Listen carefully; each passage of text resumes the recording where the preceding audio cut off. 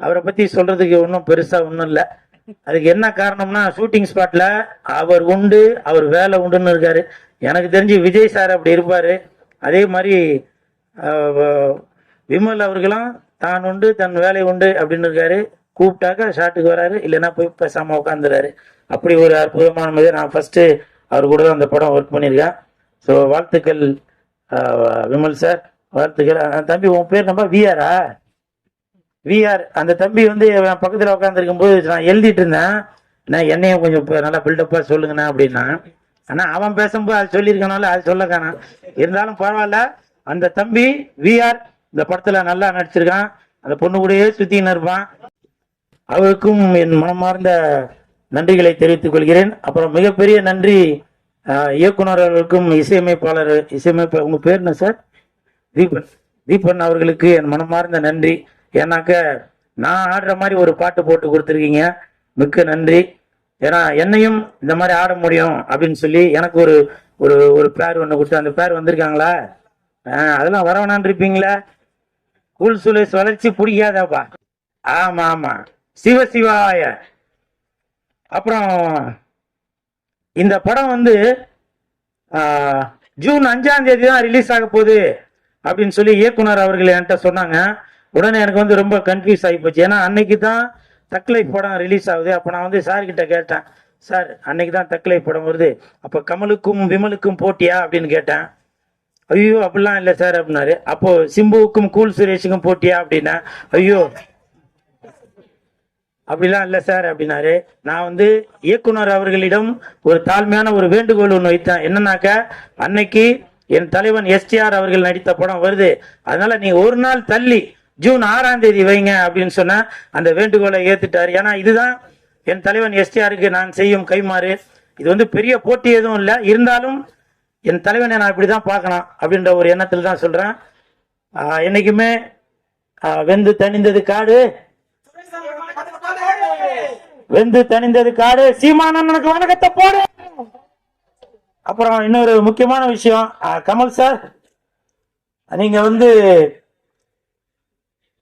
உலக நாயகனாக இருந்து விண்வெளி நாயகனாக மேல ஒரு படி போயிட்டீங்க. அந்த உலக நாயகன் அந்த பட்டம் வந்து இப்ப வெற்றிடமா இருக்கு. என் தலைவன் எஸ்டிஆர் அவர்களுக்கு அந்த உலக நாயகன் பட்டத்தை நீங்க கொடுக்கணும் அப்படின்னு சொல்லி நான் தாழ்மையுடன் கேட்டுக்கொள்கிறேன். இன்று முதல் உலக நாயகன் என்றால் அது சிலம்பரசன், விண்வெளி நாயகன் என்றால் அது கமலஹாசன். விண்வெளி நாயகன் என்றால் அது கமலஹாசன், உலக நாயகன் என்றால் அது சிலம்பரசன். பரமசிவன் பாத்திமா வருகின்ற ஜூன் 6 கொஞ்சம் பாத்துமா. இப்ப நிறைய பேர் நினைக்கிறான், என்னவோ அப்படி போட்டு அப்படி வந்து நிக்கிறானடா அப்படின்னு. அதை பத்திலாம் நான் எதுவும் கவலைப்படலங்க. இதே நான் ஒரு படத்துல போட்டு நான் ஆடி இருந்தா என்ன நினைச்சுப்பியா? சினிமாவில் காதலிச்சா ரசிக்குதப்பா உள்ளம், நிஜ வாழ்க்கையில் காதலிச்சா பறிக்குதப்பா பள்ளமா? சொல்லுங்க. இதெல்லாம் பார்த்தா உங்களுக்கு இப்பவும் சொல்றேங்க, இப்பவும் சொல்றேன் வேணாம் அது சொன்னா. ஏன்னா கூல் சுரேஷ் இருக்கிற இடம் எப்பவுமே ஒரு ஒரு ஒரு கலகலப்போடு தான் இருக்கணும். நிறைய பேர் கமெண்ட்ல அது இது சொல்லுவீங்க. செந்தமிழர் அண்ணன் சீமான் அவர்கள் இருக்காங்க, அவர் சொன்ன வார்த்தையை தான் இப்ப நான் சொல்றேன். வேர்க்காமல் விளையாட முடியாது, விமர்சனம் இல்லாமல் வளர முடியாது. அண்ணன் சீமான் அவர்கள் சொன்னதுதான். நான் அதை இன்ன வரைக்கும் அதை ஃபாலோ பண்ணிட்டு தான் இருக்கேன். சரிங்களா? நிறைய பேர் நினைக்கிறான், என்னப்பா இவர் வந்து ஏதோ கோமாளி வேஷம் போட்டுட்டு இருக்காரு அப்படின்னு. நான் கோமாளி இல்லைங்க, இன்னை வரைக்கும் ஏமாளி. என்னை எத்தனை இயக்குநர்கள் ஏமாத்திருக்காங்க தெரியுமா? எத்தனை தயாரிப்பாளர்கள் என்னை ஏமாத்திருக்காங்க தெரியுமா? ஒரு படத்துக்கும் கதாநாயகன் கதாநாயகி அவங்க இவங்க எல்லாரையும் நடிக்க வச்சு அதை பண்ணி இதை பண்ணிட்டு வெள்ளிக்கிழமை மணிக்கு என்கிட்ட சொல்லுவாங்க, சார் நான் தெரியாம அவரை புக் பண்ணிட்டேன், தெரியாம இவங்களை புக் பண்ணிட்டேன் அப்படின்னு சில விஷயங்கள்லாம் சொல்லுவாங்க. அப்போ என்கிட்ட சொல்லுவாங்க, சார் நீங்க தான் வந்து கொஞ்சம் ஏதாவது இது பண்ணுங்க, நான் உங்களை அடுத்த படத்துல அதை பண்றேன் இதை பண்றேன்னு. இப்பவும் சொல்றேன், நான் கோமாளி இல்லைங்க, ஏமாளி.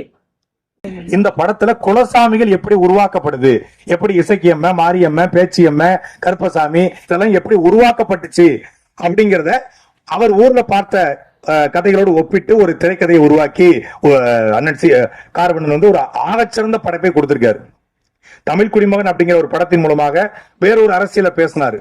அதே திருநெல்வேலி பக்கத்துல நம்ம எல்லாரும் ஒடுக்கப்பட்ட மக்களுக்கான படம், ஒடுக்கப்பட்ட மக்களுக்கான படம்னு சொல்றோம். அது குறிப்பா ஒரு குறிப்பிட்ட சமூகத்துக்கான படத்தை தான் ஒடுக்கப்பட்ட மக்களுக்கான படம்னு சொல்றோம். ஆனா தமிழ் சமூகத்துல ஒடுக்கப்பட்ட சமூகத்திலேயே, அதாவது பிற்படுத்தப்பட்ட சமூகத்திலேயே நிறைய சமூகங்கள் புறக்கணிக்கப்படுது. அப்படியே ஒரு புதுரை வண்ணார் அப்படிங்கிற ஒரு சமூகம் யாருமே இது வரைக்கும் பேசல.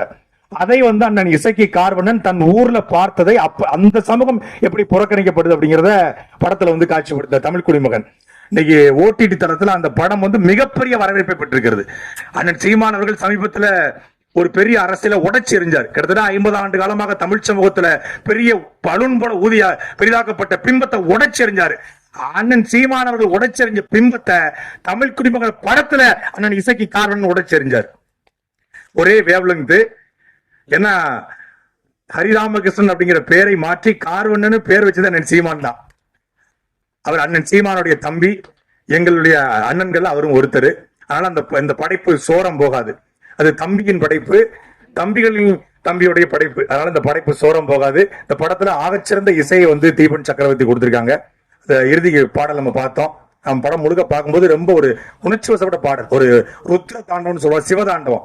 அதை கண்ணு முன்னாடி பார்த்த மாதிரி இருந்துச்சு. எல்லா பாடலுமே சிறப்பா வந்திருக்கு. விமல் அவர்களும் சரி ஒரு மிகச்சிறப்பான ஒரு நடிப்பை கொடுத்திருக்காங்க. அவங்க தமிழ் சமூகத்துல ஒரு புறக்கணிக்க முடியாத நடிகராக இந்த படத்தின் மூலமாக சத்தியமா வருவாரு. அதே போல படத்தில் நடிச்சிருக்க ஒவ்வொருத்தருக்கும் என்னுடைய வாழ்த்துக்கள். அண்ணன் இசக்கி கார்வனுடைய இந்த படைப்பு வெல்ல என்னுடைய வாழ்த்துக்கள். எங்கடா போனாங்க, என்னடா ஆச்சுன்னு அப்படின்னு பார்த்தா வேற ஒரு பேர்ல இருக்காங்க. அந்த பேரை நம்ம திரையில வச்சிருக்கிறோம்.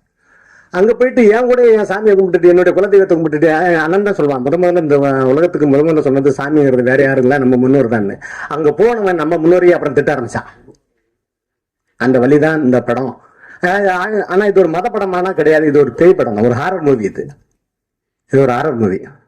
இந்த படத்துக்கு இன்னைக்கு கதாநாயகர்கள் பாத்தீங்கன்னா பாடலாசிரியர்களும் இசையமைப்பாளரும். இந்த பாடலாசிரியர் நமக்கு நிறைய பேருக்கு தெரியாம இருக்குன்னு எனக்கு நினைக்கிறேன். நான் நினைக்கிறேன், ஏன்னா எனக்கே தெரியாம தான் இருந்தேன். ஏன்னா ஒரு பாடலா அசாத்தியமான ஒரு பாடல் இருந்தாரு. அந்த பாடல் ஆத்தாவும் சேல அந்த ஆகாயத்தை போல அப்படின்னு ஒரு பாட்டு வரிகள் பார்த்தீங்கன்னா அருமையா இருக்கும். அந்த அசியால எதுக்கெல்லாம் பயன்படுத்துச்சுன்னு, ஏன்னா இது எல்லாமே அதுல பாதி வரிகள் நமக்கும் சம்மத்தம் இருக்கும். அந்த நீச்சல் அடிக்கிறதுக்கு இடுப்புல கட்டி நீச்சல் படிச்சது, அப்பனுக்கு போத்துனதுக்கு, அப்புறம் கையில காயப்பட்டினத்தை கிழிச்சு கட்டுறதுக்கு, தொட்டில் கட்டி ஆட துள்ளி அப்படின்னு துளி கட்டி தாளாட்ட அப்படின்னு எல்லா வரிகளும் இருக்கும். கடைசியா பார்த்தா செத்தாலும் போத்த வேணும் அப்படின்னு அந்த சேலை வச்சிருப்பாங்க. இல்ல ஒரே ஒரு வரி என்னன்னா, எங்க ஊர்ல அதாவது நம்ம தமிழருடைய மரபிலே இருந்தான், யாராவது இறந்துட்டாங்க அந்த நீர்மாலை எடுத்துக்கு போவாங்க. நீர்மாலை எடுத்துட்டு போயிட்டு வரும்போது பாத்தீங்கன்னா அந்த தாயுடைய சேலை விரிப்பாங்க. ஏன்னா தாயுடைய சேலை, ஏன்னா நீர்மாலை ஒருத்தர் இறந்துட்டாங்கன்னா அவங்க அதுக்கப்புறம் கடைசியை குளிப்பாட்டுறது. அப்ப அந்த வரும்போது அந்த கால்ல இது பட்டு அவனுக்கு ஏதாவது அவனுக்கு வலி வந்துடக்கூடாது அப்படின்னு. உலகத்துல பெரிய புனிதமானது இல்லையா தாய், சந்தேகத்துக்கு அப்பாற்பட்டவள். அதான் கடைசி அந்த நீர்மாலை போயிட்டு வரும்போது விரிப்பாங்க. விரிச்சு கொண்டு அதுக்கப்புறம் அந்த சடங்கெல்லாம் செய்வாங்க. அந்த பாட்டு அதே மாதிரி அப்படி ஒரு தாய்மை இருந்த பாட்டை என் படத்துல ஒரு பாட்டு எழுதியிருக்கிறாரு. அந்த குழந்தைகளை வச்சு ஒரு பாட்டு இருக்கும், காடு எங்க வீடுதான் அப்படின்னு அந்த பாட்டு எழுதியிருக்காரு. நீங்க இப்ப பாத்துருப்பீங்க. அதுலயும் அதே மாதிரி வரிகள்லாம் இருக்கும். மேடு பள்ளம் எல்லாமே எங்களுக்கு மெத்த போல, ஆடு கூட அத்தை போல பேசுங்கன்னு ஒரு வரி எடுத்திருப்பாருங்க. எல்லோருக்கும் வணக்கம். நான் தான் உங்க ஸ்ரீகாந்த் தேவா பேசுறேன். வெற்றி வெற்றி வெற்றி ஜெயிக்கிறோம். மாயவரம் மண்வாசனை சேனலுக்கு சப்போர்ட் பண்ணுங்க, சப்ஸ்கிரைப் பண்ணுங்க, லைக் பண்ணுங்க, கமெண்ட் பண்ணுங்க. யாரோட சேனல் தெரியுமா? அது நம்ம அண்ணன் அப்துல்லா அண்ணனோட சேனல் தான். அவர் உங்ககிட்ட என்ன கேட்கிறாரு, ஒன்லி சப்ஸ்கிரைப் மட்டும் பண்ணுங்க. கண்டிப்பா அந்த சேனல்ல உங்களுக்கு ரொம்ப ரொம்ப ரொம்ப மனசுக்கு பிடிச்ச விஷயங்கள் அண்ணன் பண்ணிட்டு இருக்காரு. பாடலா இருக்குது, இன்டர்வியூவா இருக்குது. நான் சப்ஸ்கிரைப் பண்ணிட்டேன், நீங்க பண்ணிட்டீங்களா? உங்க ஃப்ரெண்ட்ஸ்கிட்ட சேர்ந்து எல்லாரும் பண்ண சொல்லுங்க. சூப்பரா இருக்கு அந்த சேனல். ஓகே, வாழ்த்துக்கள். வெற்றி வெற்றி ஜெயிக்கிறோம்.